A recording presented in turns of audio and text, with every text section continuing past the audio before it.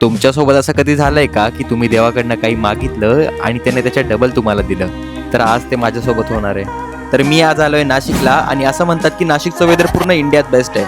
Nashik station उतरलं की 10-10 मिनिटांनी त्र्यंबकेश्वरच्या बस राहतात ज्या 70 रुपये घेतात. पोहोचताच या क्यूट काकूंकडनं फुल घेतलं, काही VIP गेटने गेले तर काही एका तासाच्या रांगेत उभे राहिले. त्र्यंबकेश्वर 12 ज्योतिर्लिंगामध्ये सगळ्यात स्पेशल आहे कारण इकडे ब्रह्मा विष्णू महेश तिघी देव असतात, त्यामुळेच नाव त्र्यंबकेश्वर आहे. यानंतर मला पंचवटी जायचं होतं पण पाऊस चालू होऊन गेला. ज्या शेल्टर खाली थांबलो तिकडच्या वारकरी बाबांनी रॅन्डमली लाईन बोलून दिली. श्रीमंत असो तरी माणूसच, गरीब असला तरी माणूसच. मला तेव्हा नव्हतं का आलं, पण आता समजलं की बाबांचं छोटं दुकान होतं, लोक येत नव्हती. पण पाऊस तर सगळ्यांवर पडतो ना. पावसाला थोडी माहिती की खाली लोकांनी काळा गोरा श्रीमंत गरीब करून ठेवलाय. तो सगळ्यांवर पडला.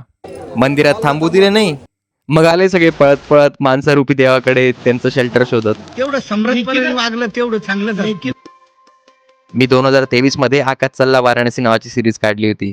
त्यात मी गंगा आरती बघण्यासाठी मॅनिफेस्ट केलं होतं. आज गोदावरी नदीवर लेट पोहोचलो आणि नाराज होऊन गोदा आरती बघायला बसलो.